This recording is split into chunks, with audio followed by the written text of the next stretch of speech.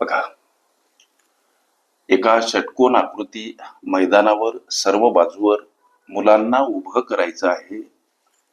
प्रत्येक बाजूवर समान अंतरावर 17 मुले आली पाहिजे, तर एकूण किती मुले मैदानावर लागतील असा प्रश्न विचारला. पर्याप्त वेळेमध्ये निर्धारित यश मिळवण्यासाठी सोबत गणितासंबंधी विविध समस्या विचारण्यासाठी अवश्य कॉम्पिटेटिव्ह एक्झाम ग्रुप जॉईन करा. तिथं तुम्हाला दररोज असंख्य अनलिमिटेड भरघोस अशा नवनवीन संभाव्य प्रश्नांचा नित्य सराव करता येईल लेकरांनो. किंवा चॅनल अवश्य सबस्क्राईब करा, बेल आयकॉनची घंटी दाबा, जेणेकरून मी वेळोवेळी अपलोड केलेल्या संभाव्य अशा प्रश्नांचं नोटिफिकेशन तात्काळ तुम्हाला प्राप्त होईल. तुम्ही जर कुठली, जसं की पोलीस तलाठी, ग्रामसेवक, PSI, सेल टॅक्स ऑफिसर, सरळ सेवा, वनरक्षक वगैरे वगैरे एखादी कुठली जर स्पर्धा परीक्षा देत असाल तर लेकरांनो, स्पर्धा परीक्षेमध्ये खास करून ज्या ज्या घटकावर प्रश्न विचारले जातात त्या प्रत्येक घटकाची प्लेलिस्ट माझ्या चॅनलवर उपलब्ध आहे. आणि प्रत्येक प्लेलिस्टमध्ये शेकडो हजारोच्या संख्येमध्ये सरावासाठी प्रश्न उपलब्ध आहेत. वाकसर गेल्या कित्येक दिवसांपासून गोरगरीब लेकरांना पर्याप्त वेळेमध्ये निर्धारित यश मिळावं या हेतून या तळमळीनं राबतात. अवश्य चॅनलला भेट द्या. प्रश्न कुठलाही असू द्या, प्रश्नातील केवळ 4-2 शब्द गुगलवर टाईप करा, प्रश्न सर्च करा, सापडतो. जे प्रश्न नाही सापडत बिनधास्त विचारा. हे मैदान आहे लेकरांनो, षटकोन आकृती. गोष्ट लक्षात घ्या, हे मैदान आहे षटकोन आकृती, म्हणजे अशा प्रकारचं काहीस. लक्ष द्या, षटकोनाला असलेले शिरोबिंदू असणार 6 गोष्टी. लक्षात घ्या, हे तुमच्या लक्षात यावं म्हणून ही अशा पद्धतीची आपण आकृती काढू. हे षटकोन आकृती काय आहे? मैदान. षटकोन आकृती हे आहे लेकरांनो मैदान. आणि या षटकोन आकृती मैदानाला असलेले शिरोबिंदू लक्षात घ्या. हे गोल करतो जरा स्पष्ट. 2, 3, हे 4, हे 5 आणि 6. या 6 शिरोबिंदूवर 6 मुलं उभी असणार. लक्षात घ्या, एका बाजूवर 17 मुलं आली पाहिजे समान अंतरावर. गोष्ट लक्षात घ्या. प्रश्न पुन्हा वाचतो. एका षटकोन आकृती मैदानावर सर्व बाजूवर मुलांना उभं करायचं.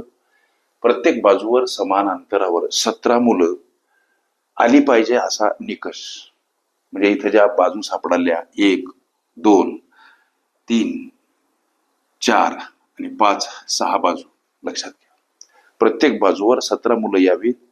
मग आता एका बाजूचा या कुठल्या विचार करा. उदाहरणार्थ ही एक बाजू, इथे एक मुलगा उभा आहे, इथे एक मुलगा उभा आहे. जर विचार केला 17 मधून हे शिरोबिंदूवर उभ्या असलेले 2 मुलं जर वजा केले तर केवळ बाजूवर उभ्या असलेल्या मुलांची संख्या किती?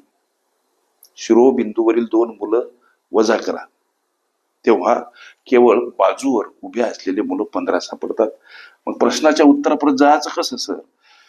एका बाजूवर 17 मुलं उभे करायचे, शिरोबिंदूवर उभे असलेले मुलं 2 आहेत लेकरांनो. ही माहिती कंसामध्ये बंदिस्त करा. या मैदानाला असलेल्या बाजू 6 आहेत. लक्ष द्या, म्हणून गुणिला 6 आणि अधिक स्वरूपात शिरोबिंदूवर उभे केलेले 6 मुलं. हे अशा पद्धतीची सोडवण करा. म्हणजे आम्हाला जो प्रश्न विचारला की एकूण किती मुलं मैदानावर लागतील, ही सोडवण करा. कंसामधली वजाबाकी 15 गुणिला 6 अधिक 6 का केले? हे अधिक 6 हे शिरोबिंदूवर उभे असलेले मुलं 1, 2, 3, 4, 5, 6. मग आता हे 17 जर आहेत तर 17 मधले एका बाजूचा विचार करा. या 17 मधले हे शिरोबिंदूवर उभे असलेले 2 मुलं वजा केले. बाजूच्या अंतर्गत म्हणजे दरम्यान असलेल्या भागामध्ये असलेल्या मुलांची संख्या किती असणार? 15. ओके. आणि त्या शिरोबिंदूवरील 2, 15 आणि 2 17. इथं 30 पोझिशन असणार. इथं सुद्धा 30, इथं सुद्धा 30, इथं 30, इथं सुद्धा 30. म्हणून ही वजाबाकी. आता 15 गुणिला 6 आणि अधिक 6, 15 × 90 अधिक 6, ही जर बेरीज केली तर 96 मुले मैदानावर असावीत. म्हणजे या प्रत्येक बाजूवर 17 मुले येतील अशा पद्धतीच्या अनेक संभाव्य प्रश्नांचा सराव करायचा असेल, खरंच तुम्ही कुठली स्पर्धा परीक्षा देत असाल, अवश्य चॅनल सबस्क्राईब करा, बेल आयकॉनची घंटी दाबा, जेणेकरून मी वेळोवेळी अपलोड केलेल्या संभाव्य अशा असंख्य प्रश्नांचं नोटिफिकेशन तात्काळ तुम्हाला प्राप्त होईल. संकीर्ण प्रश्नसंच ही माझी प्लेलिस्ट अवश्य बघा. त्यामध्ये विविध स्पर्धकांनी विविध अंगांनी विचारल्या संभाव्य अशा असंख्य प्रश्नांचा सराव तुम्हाला करता येईल.